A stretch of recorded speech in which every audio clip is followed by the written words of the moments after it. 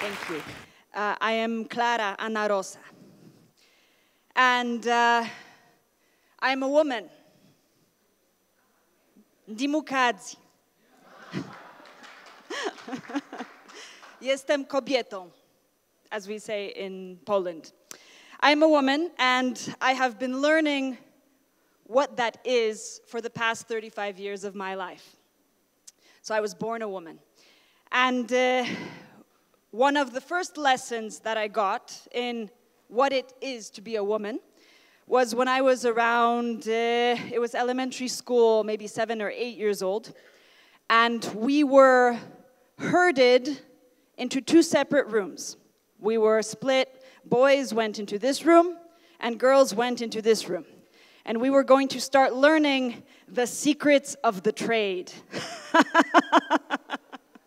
I'm sorry. I was told that in some time in the next few years, there was going to be this thing that's going to start happening inside of my body because I'm a woman, and it's going to cause blood to come out of me once a month, and it's going to be very painful. I was like, really? Okay, fine, okay. I was told that this had something to do with sex, with babies, but we didn't really get into that part. That was going to come later. We were given pamphlets. So we were given these pamphlets to read, and I remember very well, I've always been a reader since I was young. I love books, I write books, I read books. So I remember reading that one moment you will feel very happy, and then the next moment, for no reason at all, you will feel very sad. And I remember reading this sentence and thinking, I am going to go insane. That is what they are describing. To be a woman means to be crazy. And I was told that this somehow had something to do with this mysterious thing called hormones, but there was really no other reason besides that. So this was what was told to me, and indeed, a few years go by, and indeed, menstruation begins, and indeed, it is painful. It is painful. It is physically painful, but it's not just physically painful. I start feeling things. I start getting depressed before the blood comes. I feel sad. I feel really happy sometimes. I feel all of these things, and they seem bigger than me, but I don't know how to place them. I don't know why. That's the truth. The answer I keep on getting from science is, you're a woman, you must suffer because of hormones. And B, if you can't handle it, then you should go to a psychologist and you'll get pills. They'll normalize you, and then you can go on and live your life and not talk about this thing because nobody talks about it. And I knew I didn't want to take pills. I knew somehow my instinct, my woman's intuition was very strong, and I respect it for that. And it knew that there was something happening inside of me that did not want to be prettied up or normalized or fixed. That in fact, the thing that I'm experiencing has something to do with the earth, and with the fact that the earth also is suffering, and that the earth also is going through cycles right now of pain. And that she is also trying to birth life, and that we human beings somehow have forgotten how to respect that. I knew that, but I couldn't have told you then in words that I knew that, I felt that. So I go on, and all around me I see, because I have a strong spiritual streak. I'm human. To me, that's what it means to be a human being. To be connected with your spirit. And the places where I come from, we have majority Catholic, majority Christian. And I'm told, well, you're a woman, but when you pray to the Father, the Son, and the Holy Spirit. You're a woman, You have the creative force inside of you, but in the Bible, it is a Father God who makes a woman from a man's rib, as if the woman had nothing to do with it, as if it is not the woman who is creating. I turned to Judaism. I was told you can't enter a synagogue when you are bleeding because you are ritually unclean. I turned to Islam. I was told the same thing. You cannot enter a mosque because you are ritually unclean. This blood that actually is the life force, that is the reason why all of us are sitting here, that is the reason why life goes on, why life grows, why there is joy and pleasure in the world, that is being unclean. Okay. I'm sure everyone knows better. That was my feeling. My feeling was somebody, if everyone agrees, then maybe there must be some truth on it. I went on a deep healing journey. I followed my spiritual calling.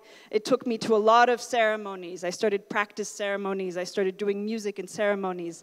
I went on 4 continents. And I heard shamans tell me, medicine people, elders, indigenous wisdom, tell me, when you are bleeding, you are dirty.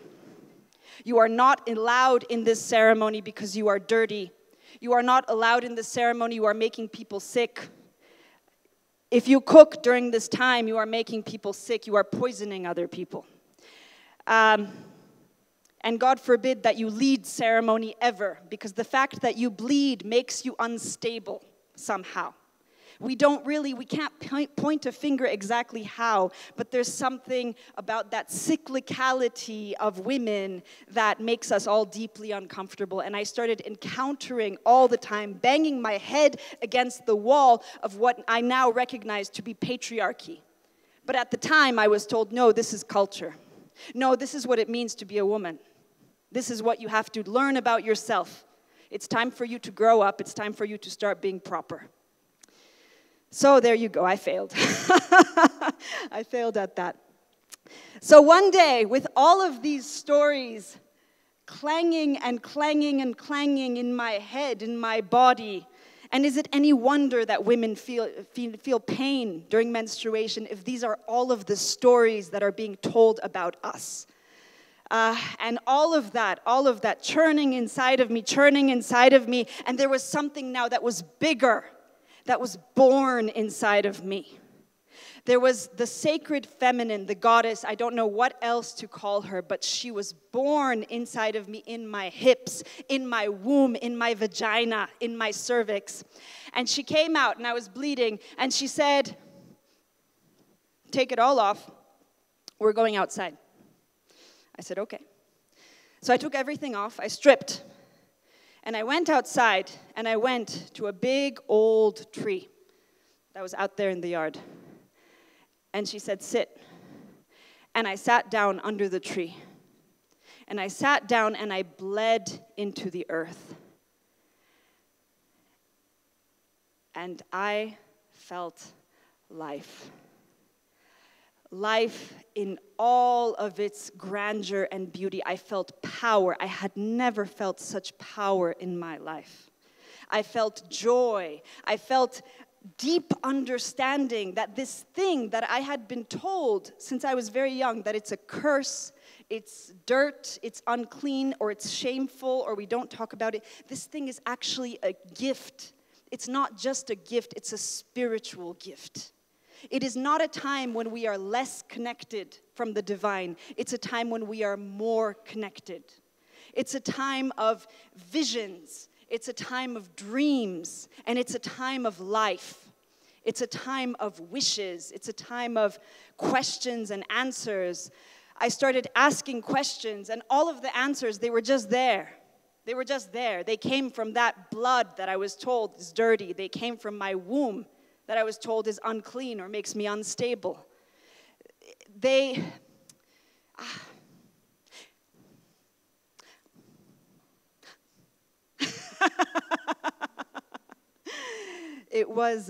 It is the most beautiful, sacred, holy experience. And that does not mean that we have to be told what to do or not do during that time. Because what I discovered also is the sacred feminine, the goddess, she's wild. She doesn't like rules. She doesn't like restrictions. She likes to move and dance and feel and create however she feels. And the ceremonies that I started to create, they were based on that feeling, the feeling that this isn't about tradition. This isn't about recreating the past. This is about acknowledging that I come from strong and beautiful ancestors and I am a new being. And that is what the wisdom of the goddess teaches us. And the wisdom of the sacred blood, because that's what it is. It's not just me who thinks this way. These days, menstrual blood, it's being tested on, it's being used in medicines by pharmaceutical companies. So we women, we throw away the blood, and in the meantime, it's being sold back to us for thousands of dollars. When you water plants with it, when you give it to the earth, everything grows better. It becomes richer. There are so many stories of people healing their illnesses just using menstrual blood in many different kinds of ways.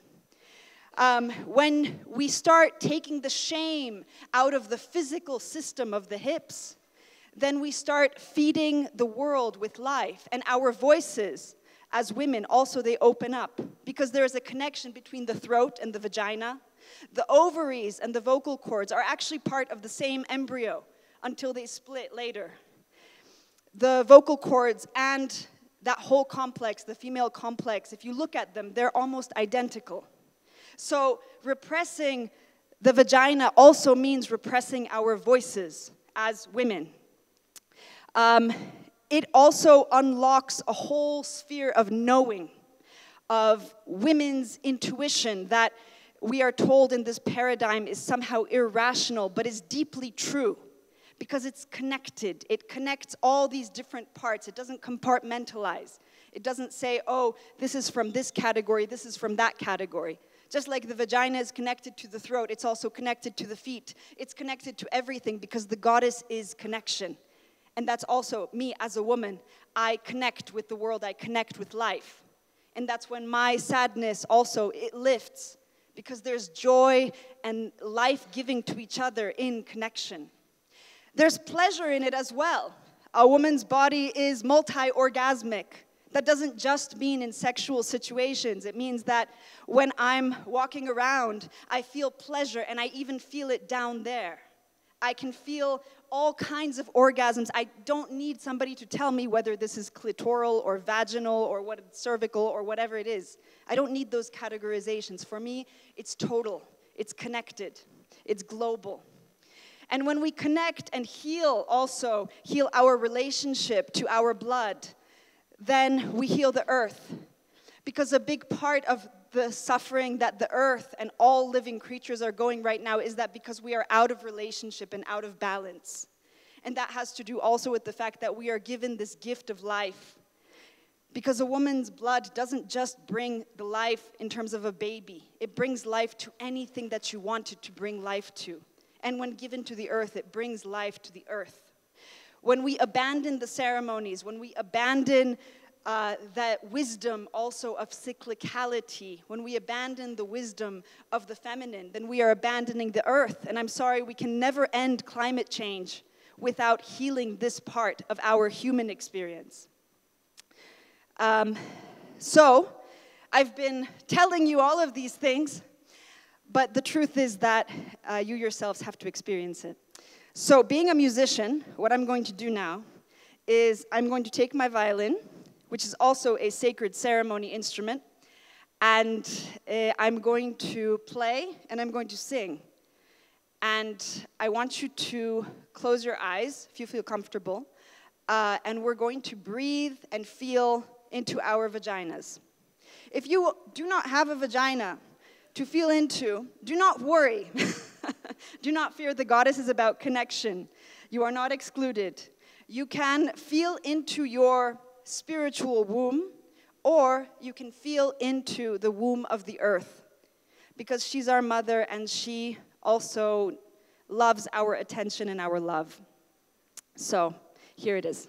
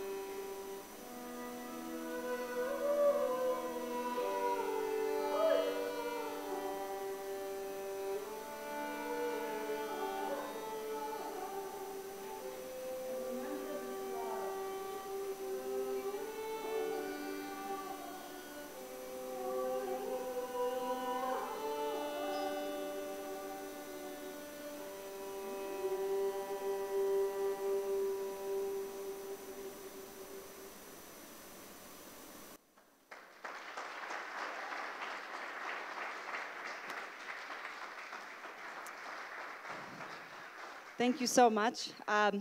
So I just have one request at the end.